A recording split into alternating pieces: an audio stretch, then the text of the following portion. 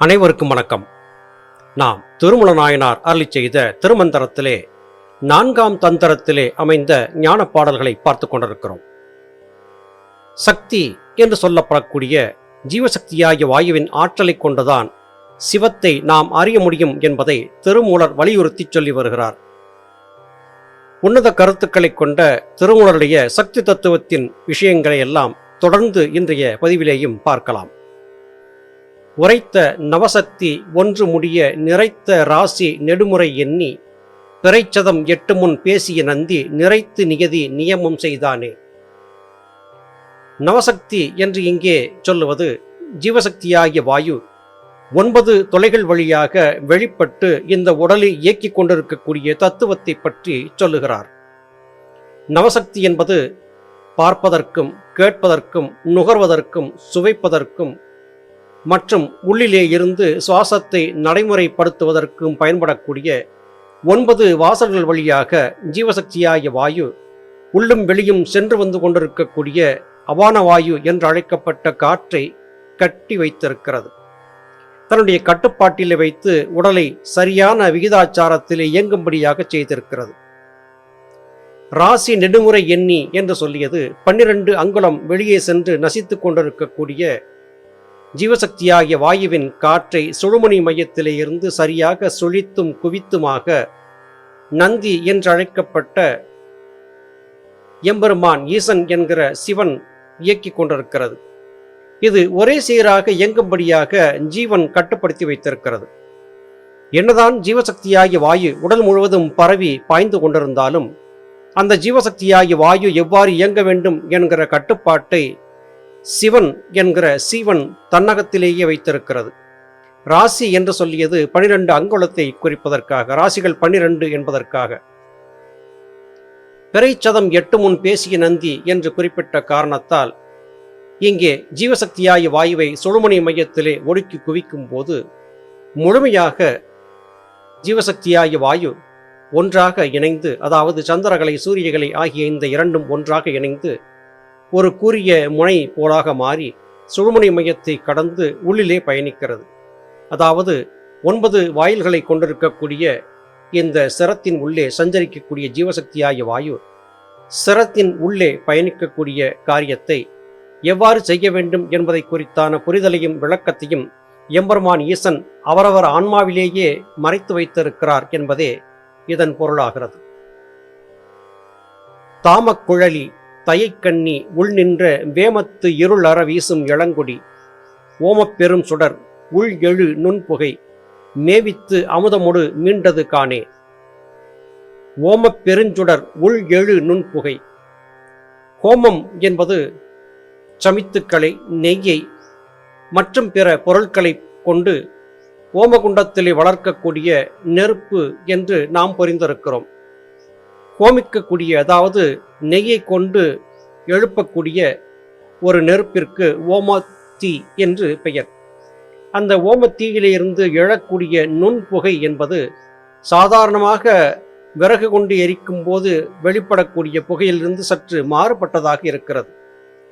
இந்த புகையிலே ஏற்படக்கூடிய சில வகையான ரசாயன மாற்றங்கள் மனிதர்கள் மட்டுமல்லாது சகல ஜீவராசிகளுக்கும் தன்னுடைய ஜீவனுக்குள்ளே இருக்கக்கூடிய ஜீவசக்தியாகிய வாயுவின் இயக்கத்திலே ஏற்படக்கூடிய தடைகளை மாற்றியமைக்கக்கூடிய ஆற்றல் இருக்கிறது. அது காரணமாக இந்த நுண்புகைக்கு அமுதம் என்பது போல ஒரு பெயரையும் இங்கே திருமூலர் பயன்படுத்துகிறார். தயைக்கண்ணி ஜீவசக்தியாகிய வாயு என்று அழைக்கப்படக்கூடிய அன்னை மனோன்மணித்தாய் மிகவும் இரக்கம் கொண்டவள். வேறு எங்கோ அவள் இல்லை, நம் உள்ளேயே அவள் நிற்கிறாள். இருளற வீசும் இளங்குடி என்ற காரணத்தால் இருள் என்றால் என்ன? எதுவுமே இல்லாமல் மறைந்து போவது இருள். பிரகாசமாக இயங்கிக் கொண்டிருப்பது ஒளி. உண்மையான இருள் என்பது மரணம். மரணத்தின் போது இந்த உடல் இயங்க முடியாதபடியாக போகிறது. அது காரணமாக இந்த உடலுக்கு மரணத்தை கொடுத்து விடாமல் இளங்கொடியாக வீசி உள்ளிலே இருக்கக்கூடிய ஓமப்பெருஞ்சுடராக இருக்கக்கூடிய ஜீவனுடைய பிரகாசத்தை மேன்மைப்படுத்தி அதிலிருந்து நுண்புகையாக வெளிப்பட்டு அமுதமாக நம்முடைய தேகத்திற்குள்ளே ஜீவசக்தியாகிய வாயு என்கிற அன்னை பராசக்தி சஞ்சரித்துக் கொண்டிருக்கிறாள். அது காரணமாகவே அவளை தயை கண்ணி என்று குறிப்பிடுகிறார். மிகவும் கருணையான கண்களை கொண்டவள் என்று குறிப்பிடுகிறார். இங்கே வர்ணிக்கக்கூடியவற்றையெல்லாம் பார்த்து ஏதோ ஒரு அன்னை பராசக்தியின் வடிவத்தை வர்ணிப்பதாக கருதிவிடக்கூடாது. நம் சிரத்தின் உள்ளே இருந்து நம்மை இயக்கிக் கொண்டிருக்கக்கூடிய ஜீவசக்தியாகிய வாயுவைத்தான் சித்தருவர் மக்கள் இவ்வாறாக வர்ணிக்கிறார்கள் என்பதை புரிந்து கொள்வது சற்று கஷ்டமான காரியம்தான் என்றாலும் கூட இதை ஏற்றுத்தான் ஆக வேண்டும். ஆராய்ந்து பார்த்தால் அனுபவத்திலே இந்த உண்மைகள் உங்களுக்கும் விளங்கும். காணும் இருதய மந்தரமும் கண்டு பேணு நம என்று பேசும் தலைமேலே வேணு நடுவு மிக நின்ற ஆகுதி பூணு நடுவு என்ற அந்தம் சிகையே. காணும் இருதய மந்தரம், ஹிருதயம் என்பது சுழுமுனை மையத்தை குறிக்கக்கூடியதாகும். ஹிருதயஸ்தானம் என்பது சுழுமுனை மையமே. ஹிருதயஸ்தானத்திற்கென்று ஒரு மந்திரம் இருக்கிறதா என்றால் ஆம், இருக்கிறது. அந்த மந்திரம் என்பது சிவ என்கிற மந்திரம். சிவ என்பது சி என்கிற நெருப்பு, வ என்கிற காற்று, இந்த இரண்டும் கலந்தது. வசி அல்லது சிவ என்பது காற்றும் நெருப்பும் கலந்த கலவையை குறிக்கிறது.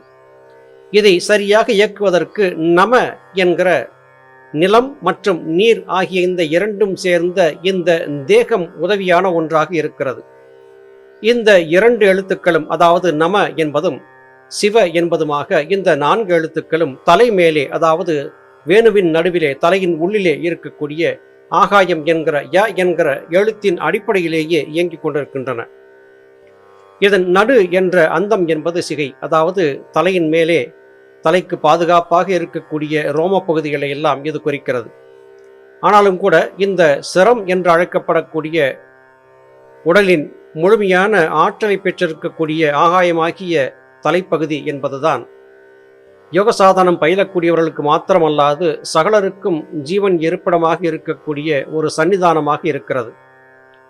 இதைத்தான் இங்கே சற்று பூரகமாக சொல்லியிருக்கிறார். இருதய மந்திரம் என்பது வசி அல்லது சிவ என்கிற நெருப்பு மற்றும் காற்றை குறிக்கக்கூடிய எழுத்துக்கள். நம என்பது இந்த உடலை குறிக்கிறது.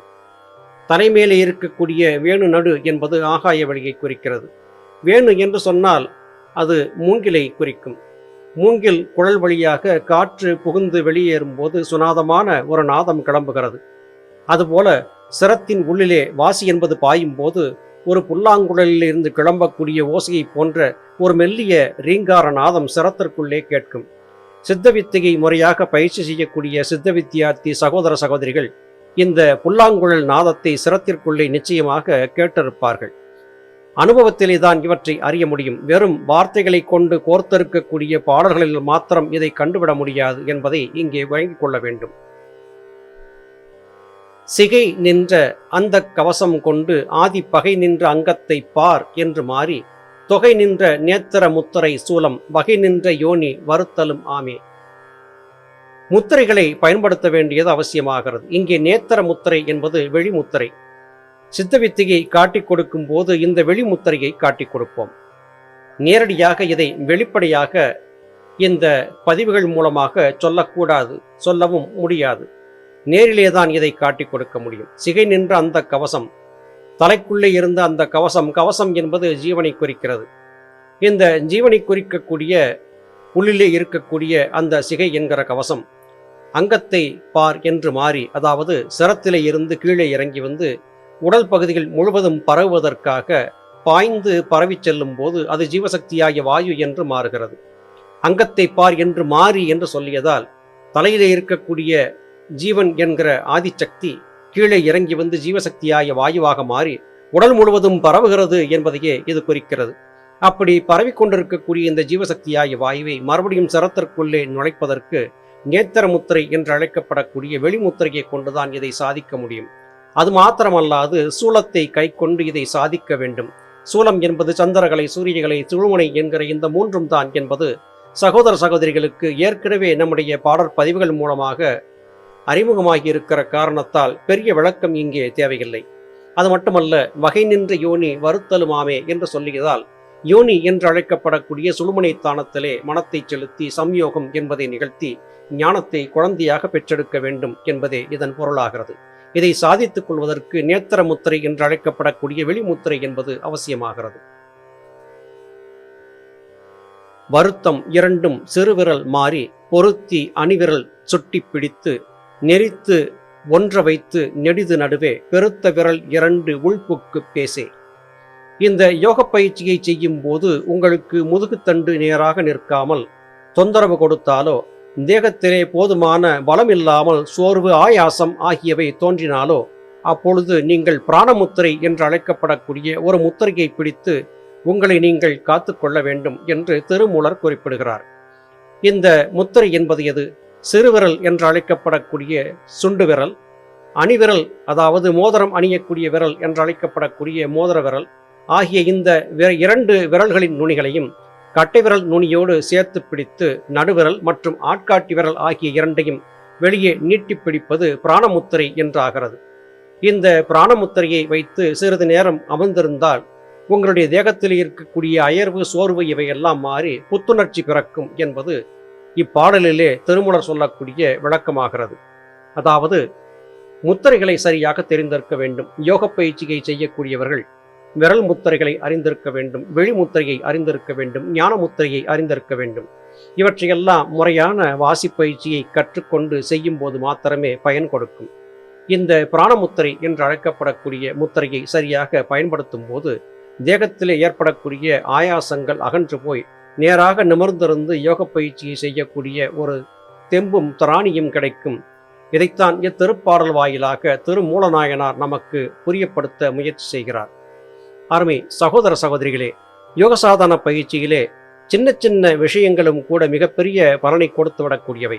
இங்கே இன்று நாம் பார்த்த பாடல் தொகுப்பிலே வெளிமுத்திரையை பற்றியும் கைகளை கொண்டு பிடிக்கக்கூடிய பிராணமுத்திரை என்று அழைக்கப்படக்கூடிய முத்திரையை பற்றியும் திருமூலநாயனார் விளக்கியிருக்கிறார்.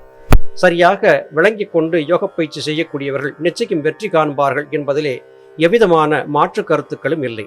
மீண்டும் மற்றொரு பதிவிலே உங்களை சந்திக்கிறேன். அதுவரையிலும் நன்றி, வணக்கம்.